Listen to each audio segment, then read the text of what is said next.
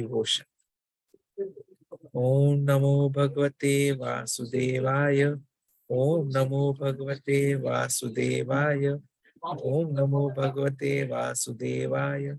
Narayanam Namaskrityam Naram Chaiva Narottamam Devim Saraswatim Vyasam Tato Jayamudire Nashtaprayeshu Abhadreshu Nityam Bhagavata Sevaya Bhagavati Uttama Shloke Bhaktir Bhavati Nashtiki Nana Shastra Vicharnika Nipuno Sadharma Sanstapako Lokanam Hitkarinau Tribhuvane Manyo Sharanyakaro Radha Krishna Padarvinda Bhajananandena Mattaliko Vande Rupa Sanatano Raghuyuko Shri Jiva Gopalako.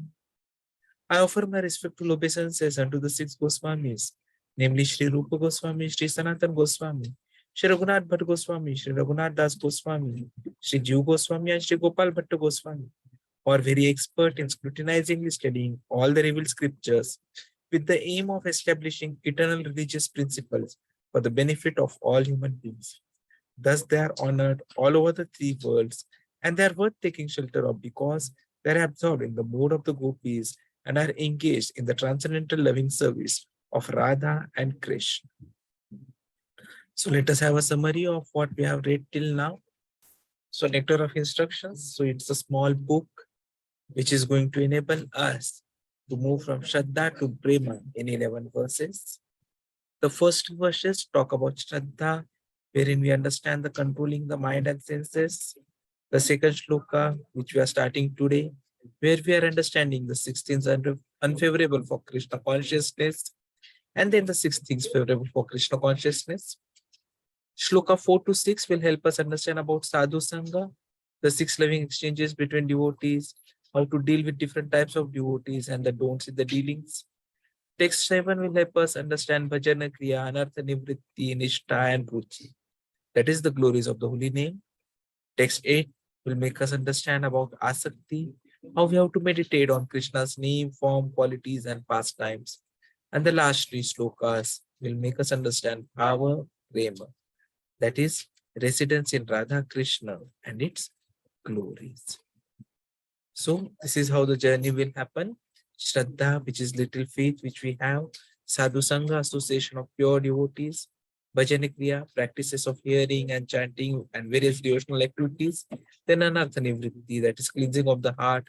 Nishtha, that is firm faithness and steadiness.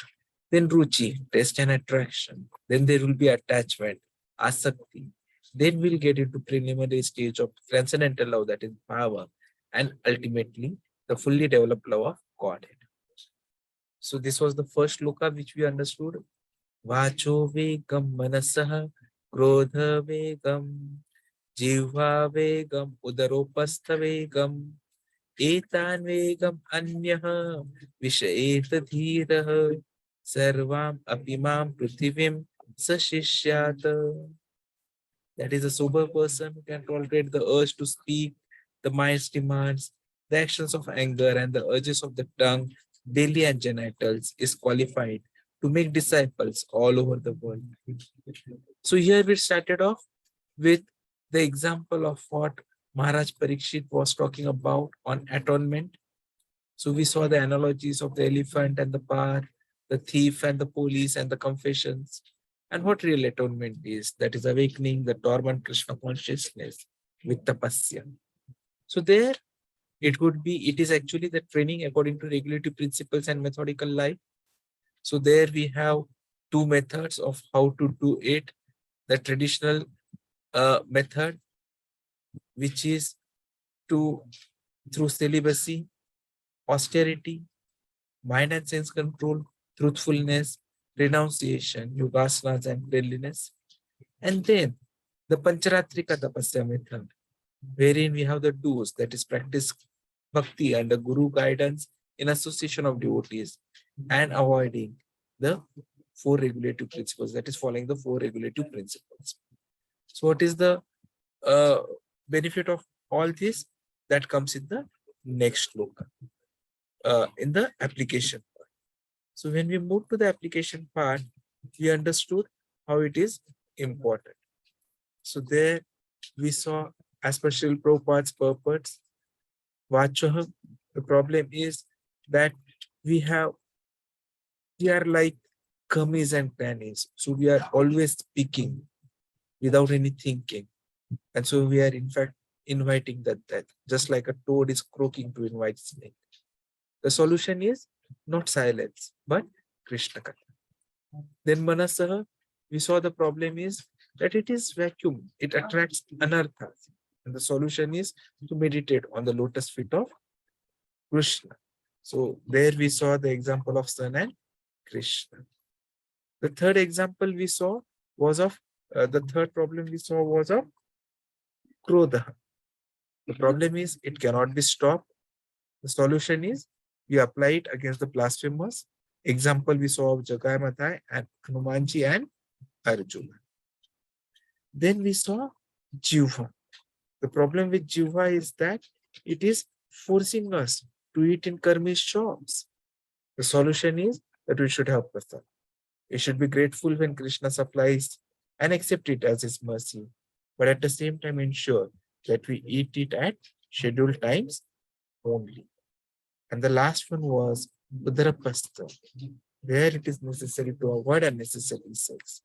In fact, it is recommended to have it only when we are planning to go for having Krishna conscious kids. So that was the application. Then if you see the Bhaktisiddhanta Saraswati Thakur's explanation on these particular verses, he talks about the problems with three urges, that is speech, mind, and body. So when he is talking about the urges with the speech, he is talking the problem is prajalpa. So or the karmis, gnanis, and the karma kandis, they are always into prajalpa. And the solution is Harikatha, which is also explained in Srimad Bhagavatam, 1st canto, 5th chapter, Shloka number 10 to 11.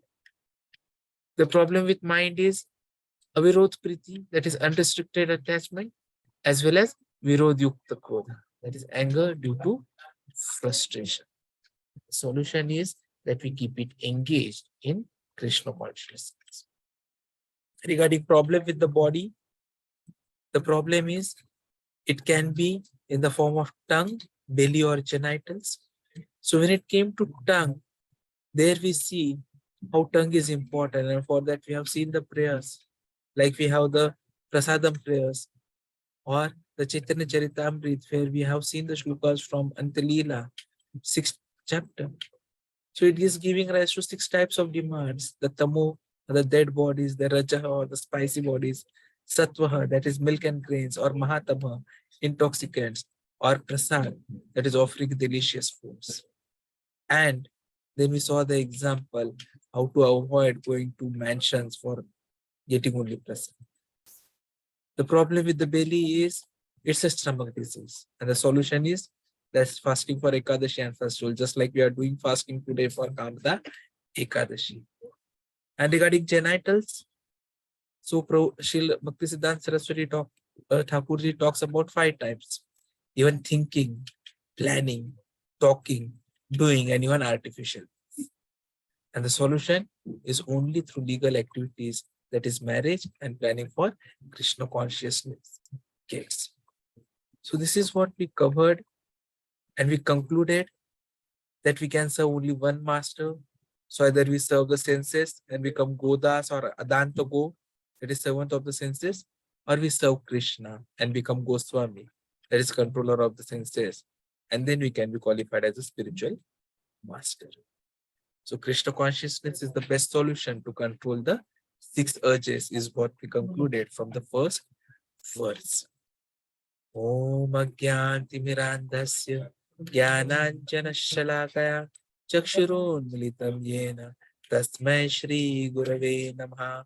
Shri Chaitanya Manobhishtam Sthapitam Yena Bhutale Swayam Rupa Kadamayam Dadati Swa Padantikam Vandeham Shri Guru Shri Yuta Padakamlam Shri Gurun Vaishnavamshcham Shri Rupam Sagrajatam Sagana Raghunathanvitam Tam Sajivam Sadvaitam Savadhutam Parijana Sahitam Krishna Chaitanya Devam Shri Radha Krishna Padan Sagana Lalita Shri Vishakhanvitamscha Namo Om Vishnu Padaya Krishna Pristhaya Bhutale Srimate Bhaktivedanta Swami Nitinamine Namaste Saraswati Deve Gauravani Pracharine Nirvishesha Shunyavadi Paschatya Deshatarine Jai Shri Krishna Chaitanya Prabhu Nityananda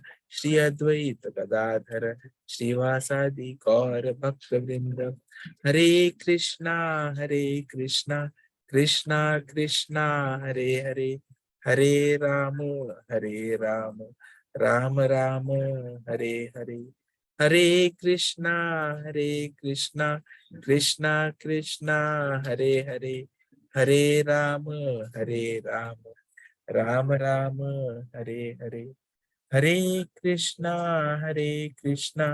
Krishna Krishna Hare Hare Hare Rama Rama Rama Hare Hare Hare Krishna.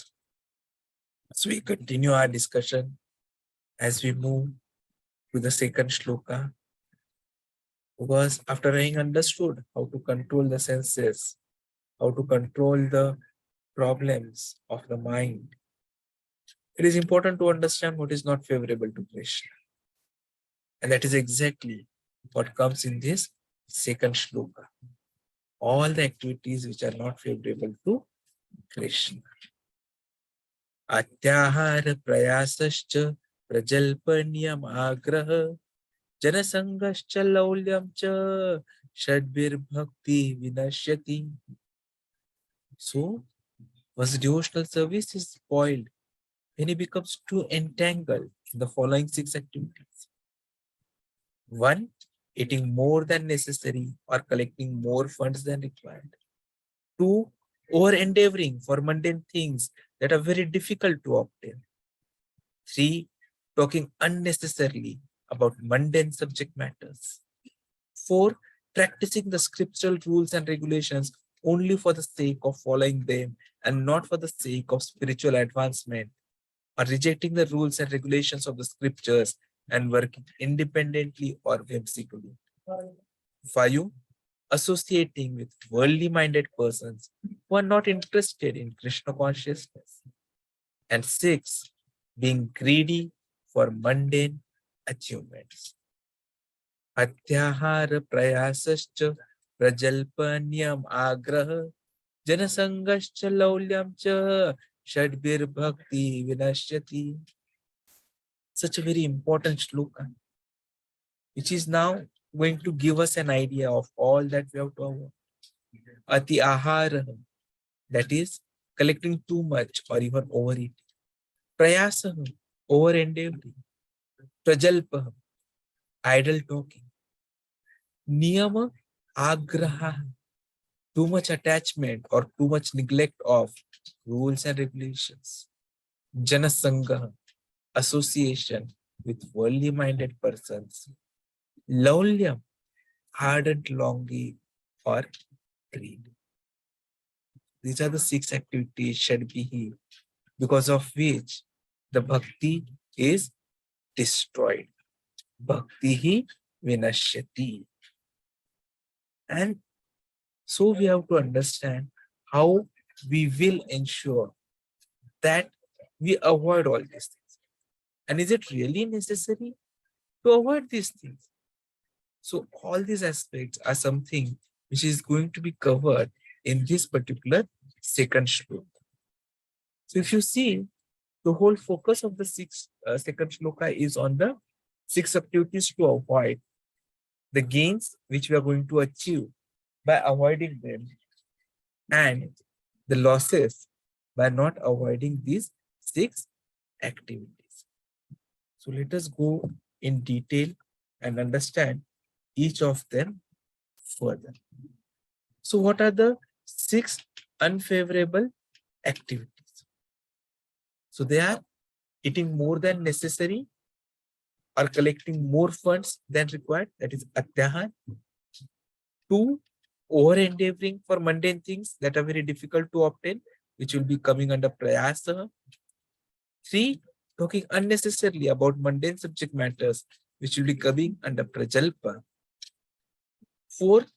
Practicing the scriptural rules and regulations only for the sake of following them and not for the sake of spiritual advancement, or rejecting the rules and regulations and working independently or whimsically. Niyamagra. So it's something like people want to do the Navratri festival, they want to fast, but then they don't fast it for their own spiritual growth, but to get some material strength. So that will come under Niyamagraha. Then Janasangha, associating with worldly minded persons who are not interested in Krishna consciousness. And finally, the Lolyam, being greedy for mundane achievements. So Prabhupada ji starts the discussion on all these aspects by talking about human life. So he clearly says that human life is meant for plain living and high thinking. Anything and everything that we try to do or think beyond this is futile, it's unnecessary. It's only going to make us become a servant of Maya and will be in illusion. The problem is because we all living entities are under the control of this third energy, which is the Maya energy. And that is why this whole material world is designed in such a way that we are obliged to work. It cannot happen that we don't. Whatever position we be, whatever birth we may have, whatever species we may be, will always be working. Even the coronavirus that we see today, it is keeping on working, is trying to survive against all odds. And that is why it is bringing about a situation wherein even the vaccines are failing. We talk about so many antibiotics being developed so that the bacterial infections could be controlled. But then the bacteria just thrive. They want to survive. And they keep on working such a way that they can overcome the antibiotic barrier. So whether it be small bacteria, viruses, fish, animals, birds, demons, or even humans, we are always obliged to work because that is how this material world is created. This whole creation of Kṛṣṇa is created by him with the help of his three primary energies or potencies that we have been seeing again and again. So let us summarize them once again. The first is the Antaranga Shakti or the internal potency of Kṛṣṇa. The second is the Tathastha Shakti or the marginal potency. And the third is the Bahiranga Shakti or the external potency. We come in the Tathastha Shakti, that is the living entities. And we are somehow or the other situated between the internal and the external potencies, the Antaranga and the Bahiranga Shakti. And being subordinate as eternal servants of Supreme God, the Jivatmas, the living entities, they have to remain in control, either internal or external potency. Now, when they are in the control of internal potency, then we are able to display our natural constitutional activity, that is constant engagement in devotional service of the Lord, which is our true nature. And this is something which is clearly explained even in Bhagavad Gita 9.13. So if you see the shloka, Mahatmanaha tu mam partha daivim prakritim ashrita bhajanti ananya manasah gnatva bhutadim avyayam. O son of Partha, those who are not deluded, the great souls, are under the protection of the divine nature. They are fully engaged in devotional service because they know me as the Supreme Personality of Godhead, original and inexhaustible. Mahatmanaha tu mam partha daivim prakritim ashrita bhajanti ananya manasah dhyatva bhutadim avyayam. So what it means is that all these people, the Mahatma that we are seeing here, it is referring to the broad-minded persons, not the cripple-minded. So what is cripple-minded? That is explained by Srila Prabhupada in the book very clearly. He says that those persons who are always engaged in satisfying their senses, in fact, expanding their activities in order to do good for others through some isms like nationalism, humanitarianism, altruism, socialism, culturalism also is something that we are seeing nowadays. Sanatanism is what we are coming up nowadays. So all such persons are cripple-minded. So even if they reject personal sense gratification for sense gratification of others, like the members of family, community, or society, or even a nation, or even internationally, they're cripple-minded. Because finally what they are talking about is a chedin for the body. So they are not Mahatmas. They are cripple-minded. Because they are always talking about engaging in satisfying the senses. Actually, when we think that, okay, we'll do it not for, we are not keeping ourselves engaged. I'm a brahmachari. I'm doing it for others. But then even that is extended sense gratification. From personal to communal to social level, to national and international level. So from material perspective, we must find, oh, he's so great. But such activities have no spiritual value. Because the basis of such activity finally is sense gratification. Though it may not be personal, it could be extended. So they are all called as triple-minded persons. Srila Prabhupada clearly mentions that only when a person gratifies the senses of Supreme Lord, then only he can be called a Mahatma or a bright-minded person. So the words Devi Prakriti, which we saw in this shloka, they refer to the control of the internal potency or pleasure potency of the Supreme Personality of Godhead. Now, this is something which you have seen even earlier, that the pleasure potency is manifested as Srimati Radharani or her expansion Lakshmi Devi, the goddess of fortune. So when individual soul, it comes under the control of internal energy, the only engagement that remains is the satisfaction of Kṛṣṇa or Vishnu. And that is the position of Mahatma. If one is not a Mahatma, then is cripple-minded or Duratma. So then such Duratmas or crippled persons, they are under the control of the Lord's external potency or Mahamaya. So if we want to know who is a Mahatma, or if we want someone to be a Mahatma, or if we ourselves want to be a Mahatma, what it means is we have to look at gratifying the senses of Supreme Lord and not of any other body. That is something Mahatma. And for that to happen, we have to surrender ourselves under the control of Srimati Radharani. So that whatever we do keep ourselves engaged for satisfaction of Kṛṣṇa or Vishnu. Otherwise, Mahamaya is there. She is there with a Tridanda in her hand, the Trishul, to poke us continuously. With one, with two, with three, all the three peaks. So what are these three peaks? That is also explained clearly.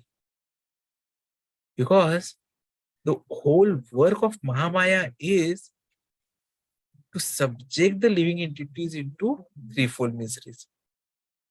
So they could be adhidaivik, that is adhidaivik klesha, so sufferings which are caused by demigods. So the earthquake that we saw a couple of months ago, a couple of weeks ago, or even yesterday, the droughts which we are likely to witness this year is what some experts are saying.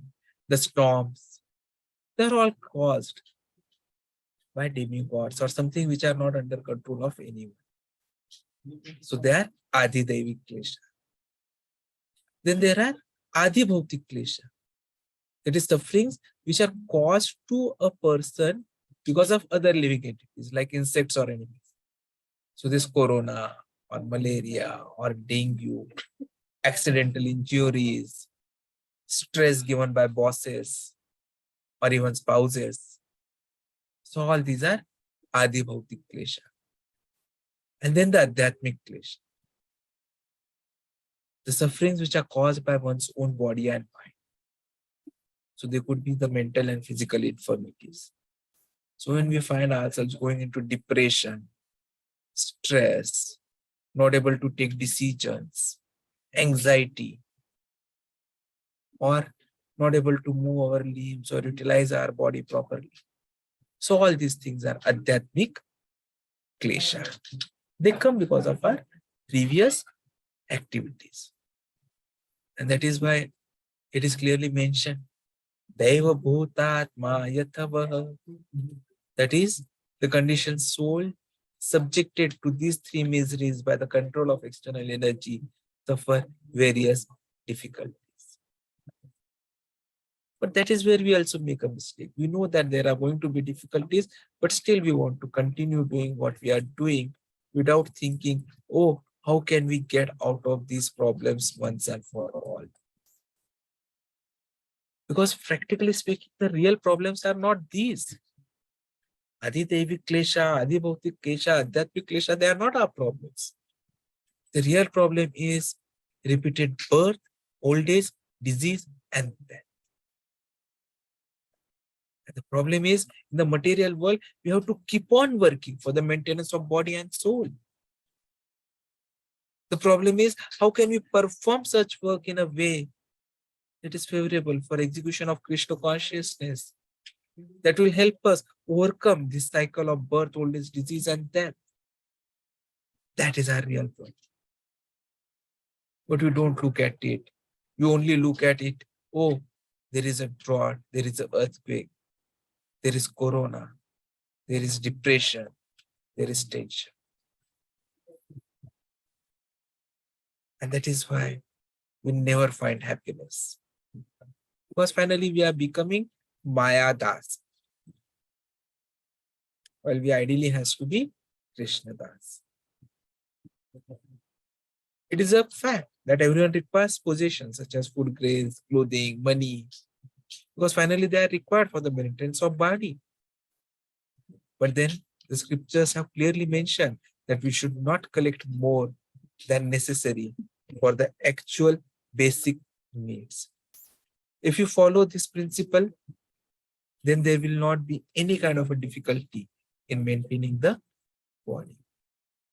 And that is where the discussion of proper human dharma comes into picture, which you have seen in Srimad Bhagavatam, first canto, second chapter, 9th verse. Dharmasya hi apavargasya na artha arthapyoka kalpate na arthasya dharma ekantasya kamo labhaya hi smrata. So what it means is, all occupational engagements are certainly made for ultimate liberation. They should never be performed for material gain. Furthermore, according to sages, one who is engaged in the ultimate occupational service should never use material gain to cultivate sense gratification. Dharmasya hi apavargyasya na artha arthayo apakalpate narthasya dharma ekantasya kama labhaya hi smrita.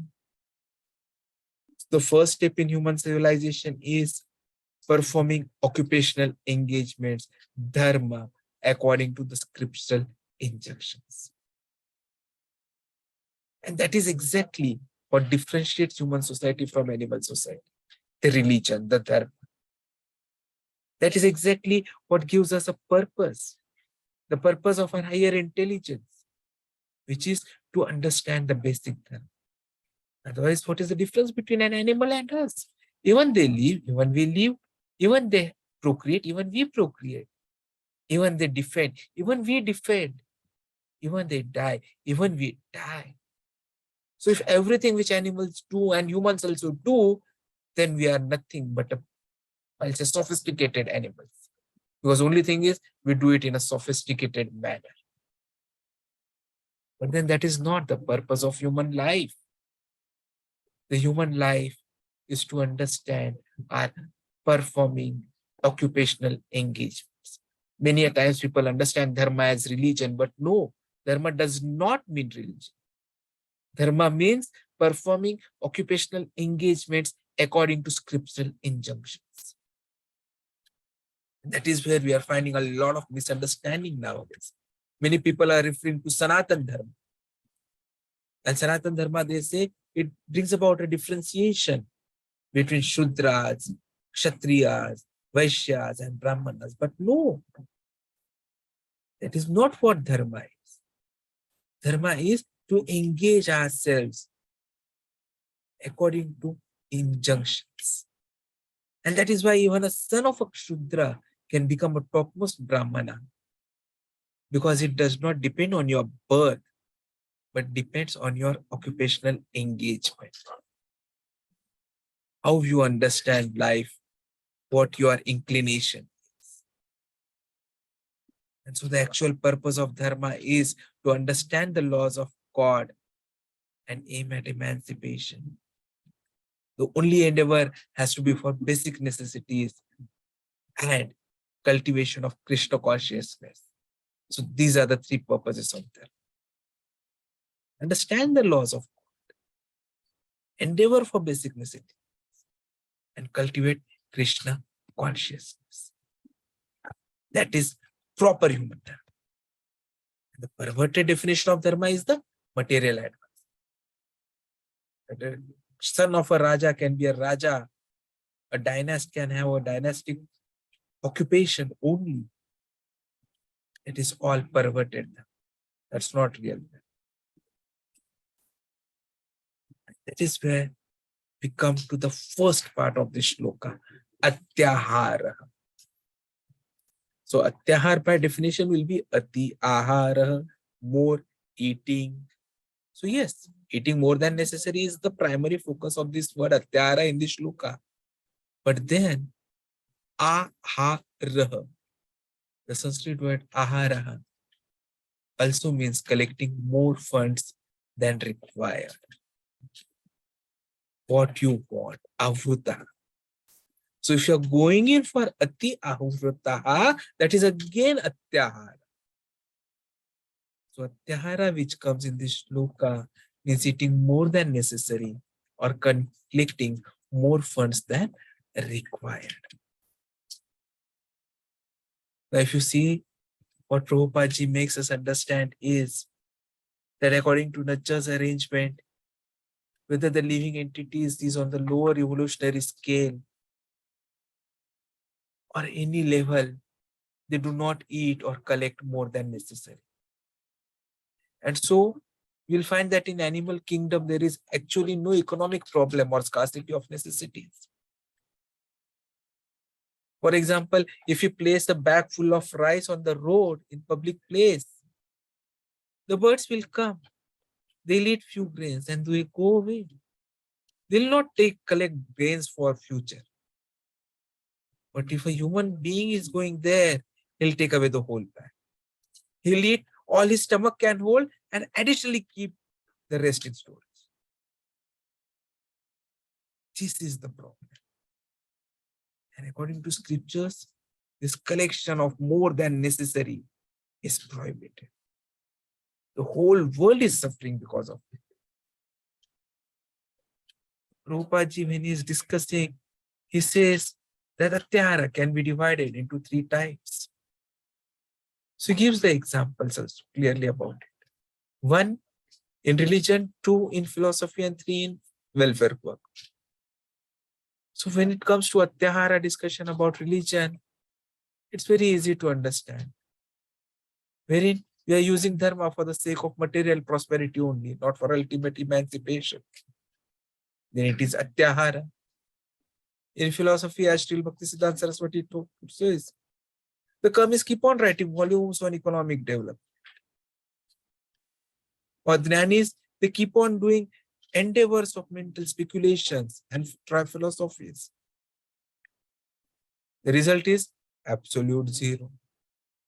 Or in welfare work, where we have the capitalists and the communists. So they do not recognize the proprietorship of Lord. Ishavasya idam sarvam. And so the material world is complete arrangement. They don't accept it. They keep on encroaching upon others' quota. When Bhaktisiddhanta Saraswati Thakurji was discussing about this shloka, he gave the example of a cobbler. Now, he was a very great karmi. And he accumulated a vast fortune for his sons and grandsons. But unfortunately, he took his birth in a cobbler's house near the building in which his previous life he had lived, and the house which he had constructed for his children. So when this cobbler came to his former house of his previous life, his former sons and grandsons beat him with shoes and threw him out. So what is the use of going in for economic development when it is of no result for you? When it is resulting, in fact, in repeated birth in a situation which is only spoiling our further growth. People say we have to be honest. We have to use everything proper. But again, that has to be in a proper manner. Suppose $100 bill is lying on the street. Someone may pick it up and put it in his pocket. So he's a not honest man. Another person may come, see the money, but then he may decide, oh, let it remain there, because I should not touch another's property. So this person is not stealing the money for his own purpose, but he is unaware of its proper use. And then we have a third person who sees the same bill, pick it up, finds the man who lost it and delivers it to him. This man, he does not steal the money to spend for himself, nor does he neglect it and let it lie in the street. By taking and delivering it to the man who has lost it, this man is both honest and wise. And that is what actual dharma is. To recognize the proprietorship of Lord. Ishavasyam idam sarvam yatkincha jagatyam jagat tena tyaktena bhunjita vakasya svidagridadanam. So the whole world belongs to Lord, and He has given quota for everyone. We should take only what is in our quota, and we should not endeavor to take something which does not belong to us, which belongs to others' quota. And this is the peace form. Because human life is made for plain living, for high thinking. This is the God's natural arrangement. If you don't accept it, we cannot be peaceful. Because God has naturally created these arrangements. Peaceful living, some land, a milk cow. And that is an ideal solution for all economic problems. You don't need to travel from one place to another place for livelihood. A family is staying in some villages, we are staying in cities, in hostels, earning some money, spending it in the same city on ourselves, and giving something back to our parents. Because we have gone out of our occupational duty. We are forgetting that the purpose of higher intelligence is to cultivate Kṛṣṇa consciousness, understand God, understand relationship with Him, understand the ultimate goal, which is the love of God. The human life is something which is meant for God realization. And it is only for this that we have got the higher intelligence. Those who believe this intelligence is meant to attain higher state should follow the Vedic literatures. Because by taking such instructions for higher authorities, we actually become situated in perfect knowledge and give real meaning to life. By misuse of this higher intelligence leads to over endeavor. That is prayashaha. So how does it happen? Very simple. We are rejecting simple living and high thinking. We consider that this is a very, very primitive way of life. So we keep on struggling. We keep on trying to do production of unwanted and unnecessary things. We see so many factories, slaughterhouses, brothels, liquor shops. Why? Were they required for this human sustenance? They are all problems due to our over endeavor. And the ultimate problem because of this over endeavor is that you have less time for inquiry. So prayasa leads to three issues. One is rejection of simple living and thinking, overproduction of unwanted and unnecessary things, and less time for Brahma Jigyasa or inquiry. And the solution, as is given in Srimad Bhagavatam, is to inquire into the absolute truth. Reduce the endeavor for artificial needs. Jivasya tattva jigyasa. Sorry. Kamasya netra indriyah priti lobha jivetyavata jivasya tattva jigyasa na arthayah cha yah karmabhi. So life's desire should never be directed towards sense gratification. One should desire only a healthy life or self-preservation, since a human being is meant for inquiry about the absolute truth. Nothing else should be the goal of one's life. Jivasya tattva jigyasa. That is exactly what is the lesson we need to learn. That if our endeavor is not to inquire about the absolute truth, will simply increase our endeavor to satisfy artificial needs. A spiritual aspirant should avoid mundane endeavor. So this is what we are understanding in this shloka number 2, how they are destroying the 6 things, pure bhakti. So we have seen about atyahar, we have seen the analogy of the rice and the birds, the real purpose of religion and what actually is happening in the modern society. We have seen how even philosophy is useless, like businessman reborn as cobbler, the books being written by karmis or the nannies. How even welfare work, who are wasting everything because they are not following the Ishavasya principle. And prayasaha, how the brothels, the factories, the liquor dens, everything is coming up, giving rise to less time for inquiry. And the solution for that is simple living, high thinking, as we see in the 10th Shloka of the 2nd chapter of the 1st canto. Hare Krishna. This is the 2nd Shloka, which we have to understand very clearly. It's giving us directions on all that we have to avoid. Atyahara prayasascha prajalpanyam agraha janasangascha laulyam cha shadbir bhakti vinashyati.